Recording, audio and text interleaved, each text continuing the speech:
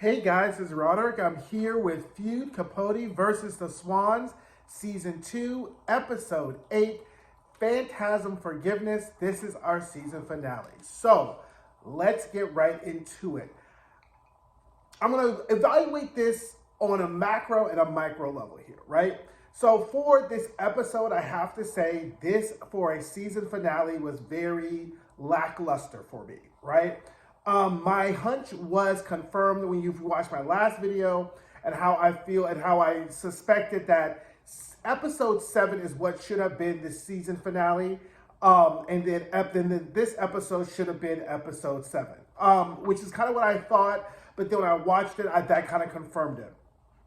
I think that as a whole, on a macro level, it was a fantastic season. We had some of the best actresses we have seen over decades all together in one show. We had a fantastic source material. Tom Hollander did a fantastic job as Truman Capote. I expect Emmy nominations after Emmy nominations for this show. On a macro level, it was fantastic. I don't have anything that's bad to say about it on a macro, over like 50,000 feet above level.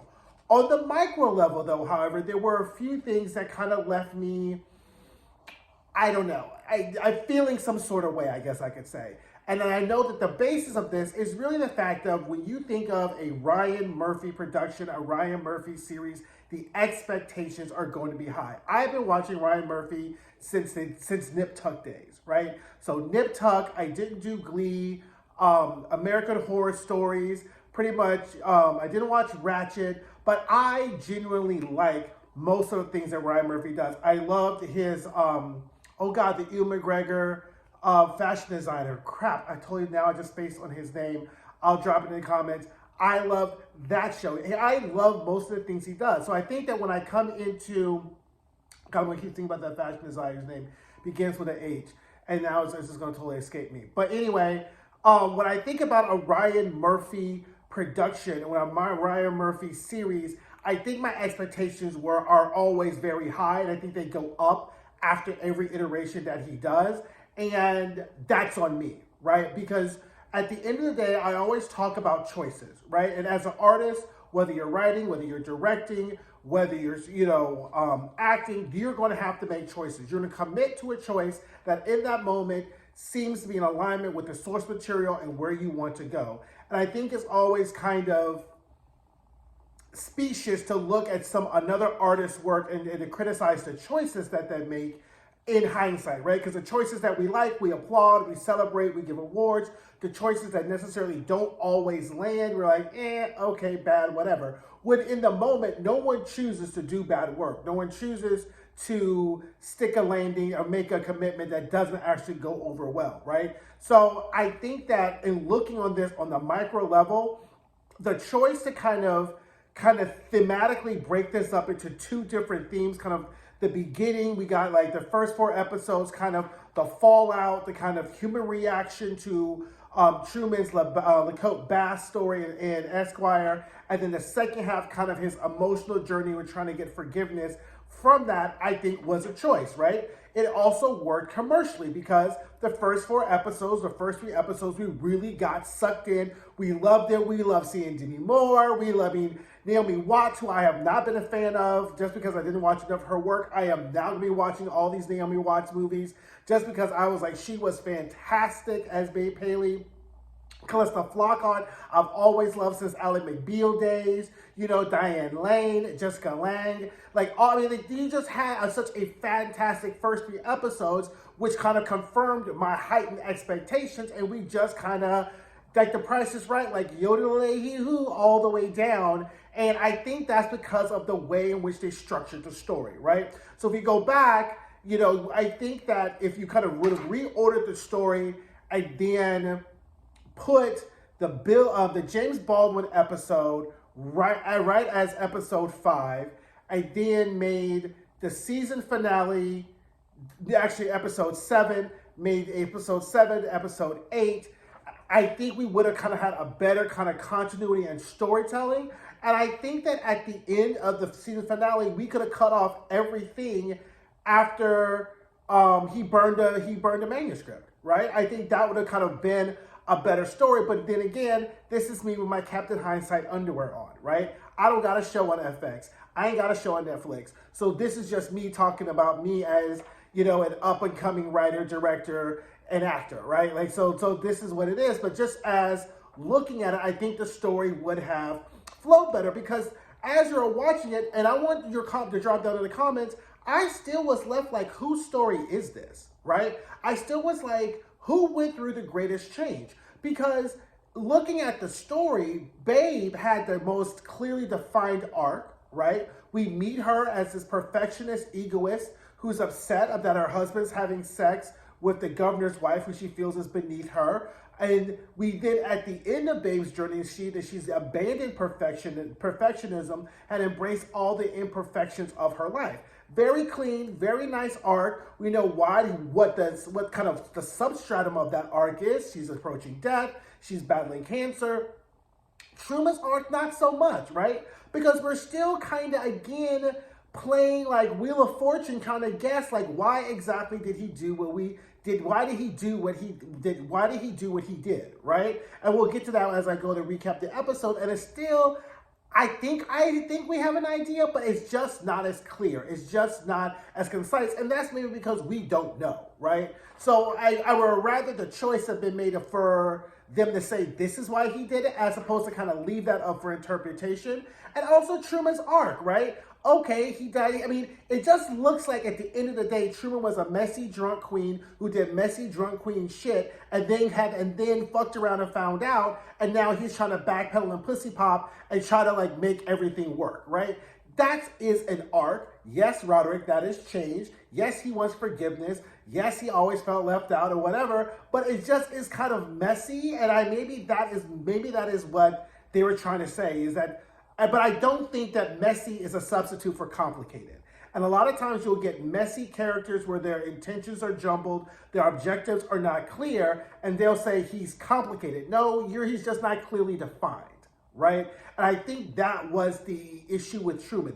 He was the most clearly defined in this series when he's drunk, when he has a sharp tongue, even when he's getting popped in the mouth by bathhouse trade, right? That whole relationship was clearly defined. Him and Jack's relationship, not so clearly defined, but it was cute. Him and Big Dick Rick, that was a little bit better, right? But I don't know. At the end of the day, Truman's arc just wasn't as clear as I would have wanted to, and we still didn't get a lot about the other characters as I would have wanted them to. They kind of attempted in this last episode to kind of flush out really what was going on, but it just felt kind of rushed and kind of jumbled. But again, these are all choices that you make. But again, these are all my critiques on a micro level.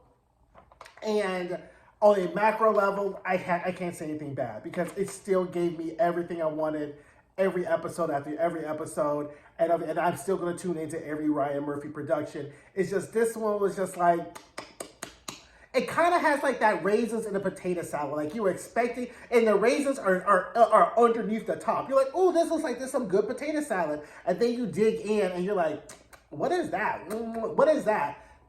And so that's kind of that thing. So you got to kind of pick those out, because everything else tastes good, but it's just those little something else that they have added into this recipe just ain't really jiving, right? So that's just me. That's how I like my potato salad, or my whatever dish you may think to call it, right? So other people may have gobbled this up and may have loved it and thought it was excellent and everything that they wanted. So much of this is subjective, and I don't want my subjective criticism to take away from the objective masterpiece that it was, because it was masterful, from direction to costume designing to acting to even writing. It was masterful. These are all the aftertaste, right? So let's get into it. It's 1984, and it's the year of Truman's death, and Truman brings flowers to Babe's grave, right? And at this point, Babe has been dead for about 6 years, and he brings the flowers, and he's just, starts talking to her as if she's really there. And he really kind of admits at one point he's going to probably join her soon, because Truman realizes that he's probably, if he doesn't change his behavior, he's going to die. And he starts with this whole let me in thing, which I'll get to later on about the whole let me in thing, because I really think this episode should have been called Let Me In as opposed to Phantasm Forgiveness. So anyway, Truman then shows up at Jack's apartment, let me in, and Jack just got booed up with his new young boy toy thing, right? And boy toy piece, boy toy piece is a lesson to all you like shiesty, like bitchy queens out there. He was not rude to Truman. He was not nasty to Truman because he's young, because he's hot, and he's like, I don't need to be nasty to you because I already got your man, right? So you can come in and eat my bolognese, and I can ask you about what you're doing because at the end of the day, he ain't gonna leave this apartment to go follow you, right? So that's why you don't have to be mean and nasty if you're secure in who you are. So Boy Toy Trader was like, oh, hey, whatever. He was like really nice, and then he was asking him, what's going on, and, is Truman writing again? And he's like, oh, we're trying to start to answer prayers. And then Jack is like, look, because he's like, I want to do answered prayers as an apology to the Swans and get forgiveness. And Jack is like, girl, you delusional T. Do you really think that they are going to forgive you? They are pretty much going to say, fuck off, too little, too late. And Truman's like, well, I have to try. So we see, like, this is the objective. This is why Truman wants to finish answered prayers, because now he, wants to get the forgiveness, right? So now Truman's in his apartment, and he starts writing and working on answered prayers. So now we kind of get this kind of like fade into where Truman is inserting the real life characters and his fictional characters.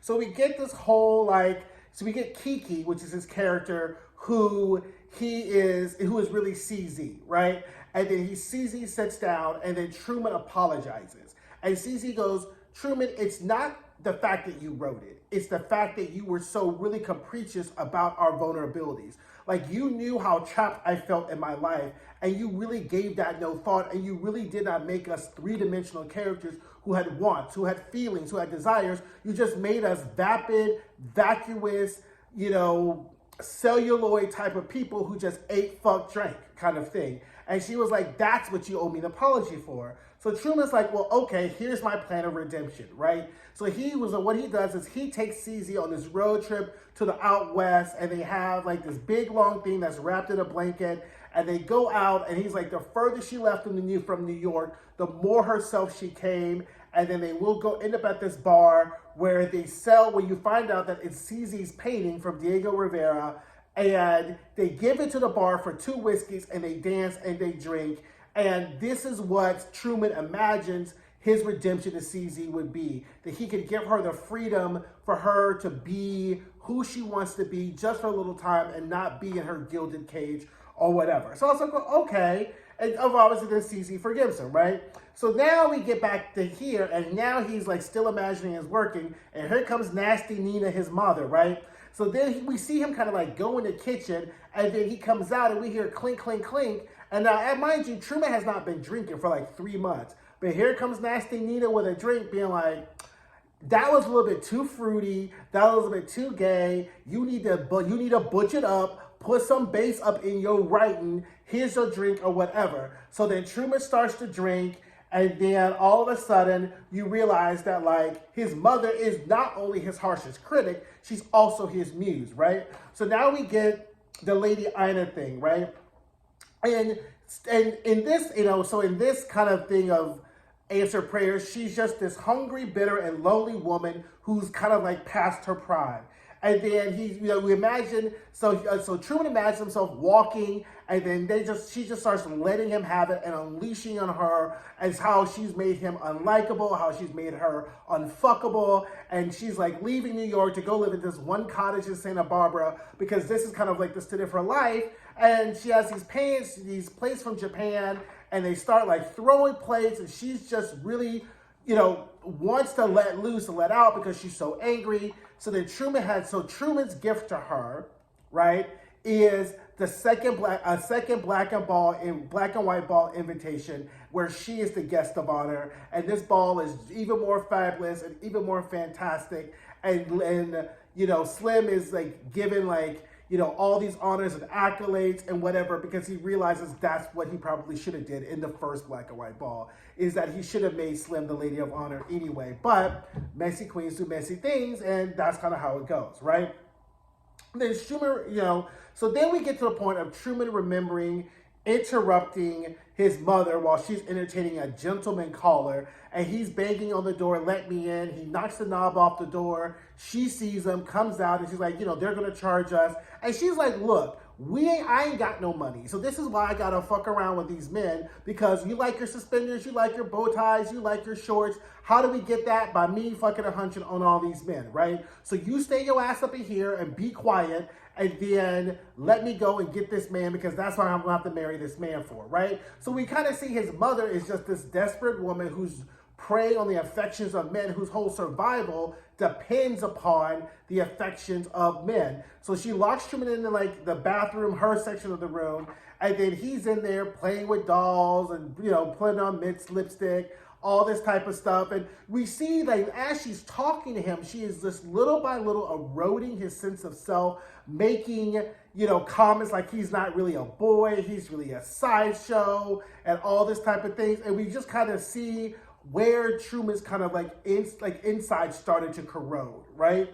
And we still get to see, and then at the end, he still ends up banging on the door, let me in. So I think that what they were trying to say is that part of the motivation for Truman writing Capote Basque is the fact that he, like his mother, always felt that he was on the outside, and that this was kind of his subconscious revenge on a class of people who never really let him in.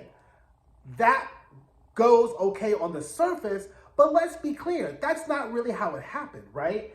He ingratiated himself with these people, right? He showed up, would do the gay gesture role, use their material, their lives, their experience for his writing, for profit, right? And in exchange, he got access, he got dinners, he got connections. So I don't really see how they really treated Truman all that badly. Now, I will say the way in which they treated homosexuals in general was piss poor, but at the end of the day, Truman really didn't fare that badly. So I'm not really seeing why or how he was treated so poorly, especially when you look at how well and how much Babe loved him.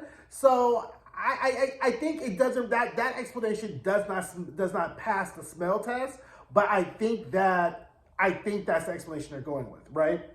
So anyway, so the mother shows up again. She's trying to push pills on him. She is his muse. She is his critic. She is his enabler. And now we get the lead chapter, and he I don't think he even changes her name in the book, but he calls her Lee, and then calls her sister Jackie, and really kind of, I guess, reveals the fact that Lee's biggest vulnerability is the fact she always feels second to her sister Jackie, who is Jacqueline Kennedy Onassis, or at the time probably Jacqueline Kennedy.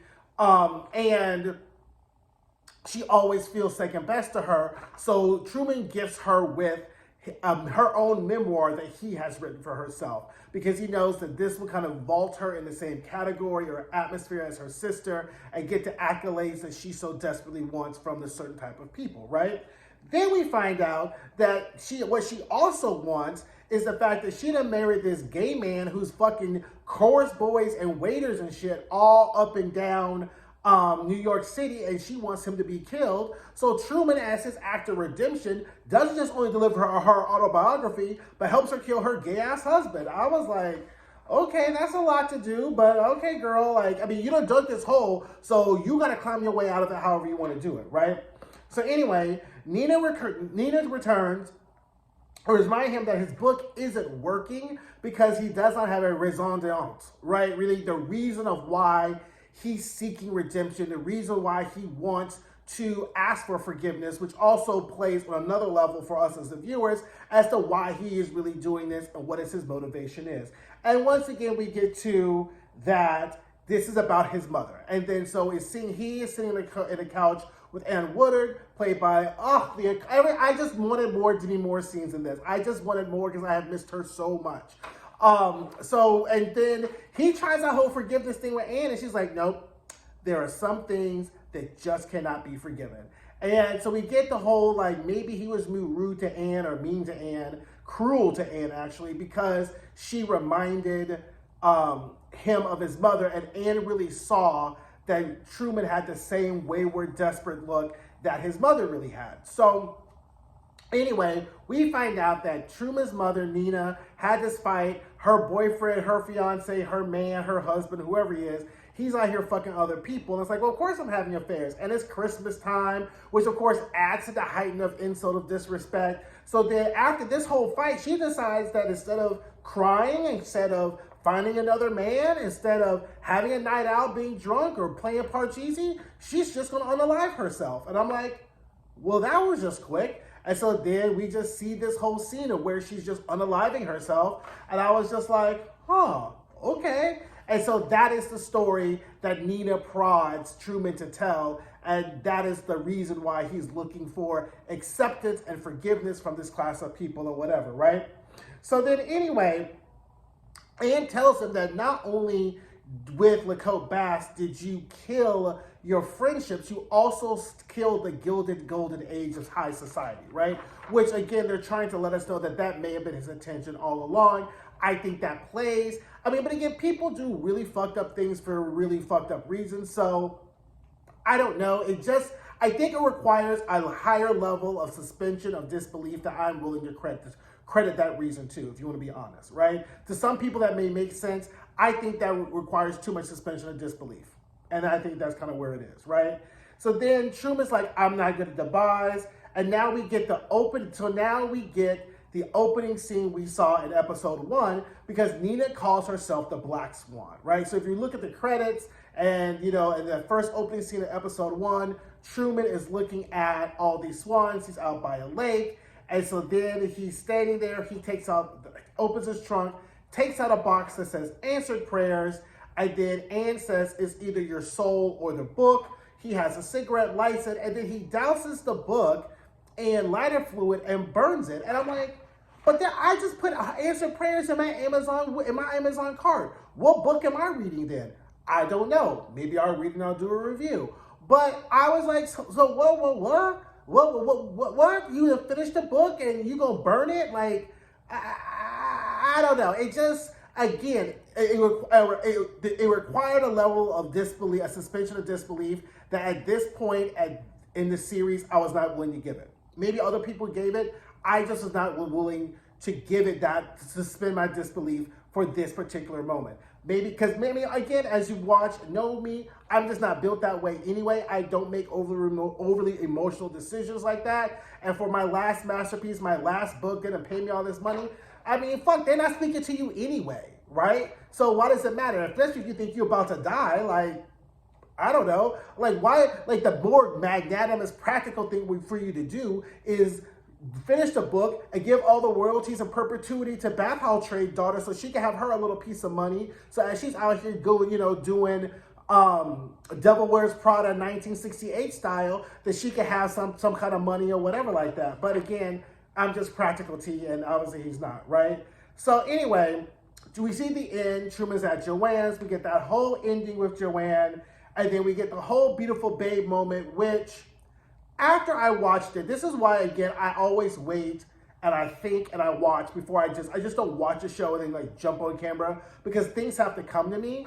And did anybody else notice or think or recall that this babe, beautiful babe moment kind of reminded you of Citizen Kane, right? I kind of felt like this was there trying to give us this kind of like Citizen Kane moment where we find out that the real reason why he did everything was because of Babe, and like kind of like the Babe is like the rosebud. If you haven't seen Citizen Kane, you should go watch it. It's one of the best movies ever. Literally rated one of the best films ever by Orson Welles. So I felt like that was they were trying to make it that rosebud moment, and it just didn't land, because you're just like, okay, what, again, I think by the time we get to this point, I'm just not giving the show any more room or creative space to wow me, and I'm really just kind of like, let's just get this over with. If you just want to be honest, so that's why I was very stingy with my suspension of disbelief, because I really was at this point like, this really should have been episode 7. That should have been episode 8. I'm just kind of annoyed with this whole thing, so that falls on me with there, right? So now we get to a total superfluous part of the season finale for whatever it is. It's 2016. It's Joanne Carson's auction. She's passed away, and they're auctioning out Truman's remains with Joanne sat by her bedside. And we get the whole, the auction. It starts at $2,000. I was like, ooh, girl, that's kind of cheap. But it ends up rising, and then it's like sold for like $45,000. And so then at the end, we get all the Swans are there, and they're just all like, oh, let's go for lunch. I guess they're all dead and whatever like that. And then we get Ashley. Lee goes, Jesus, what a dump, which if you are a cinephile like me, you would know that that's kind of a callback to the Betty Davis line in Beyond the Forest, where she's like, what a dump. So because Lee's whole trope is people just stole shit from her all the time. So I guess that's kind of like another dig of being like, I said what a dump first, and Betty Davis went and stole it from her. So anyway, I thought that was really, really cute. If you don't remember that, don't recall that, that's at the ending.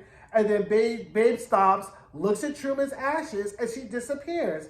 And then they say the manuscript from Answered Prayers has never been found. So again, I'm like, what the fuck is in my Amazon cart? Like, what am I going to be reading here when I finally do get Answered Prayers delivered to my house? So that's how it ended. Again, macro level, macro level, meh, right? And you're like, how can that work? It just works because, like most things, they work better if you just don't pay attention to the details, right? And I'm not saying that no one paid attention to the details. I'm thinking just the last half just really just was very topsy-turvy for me after a blockbuster first 4 episodes.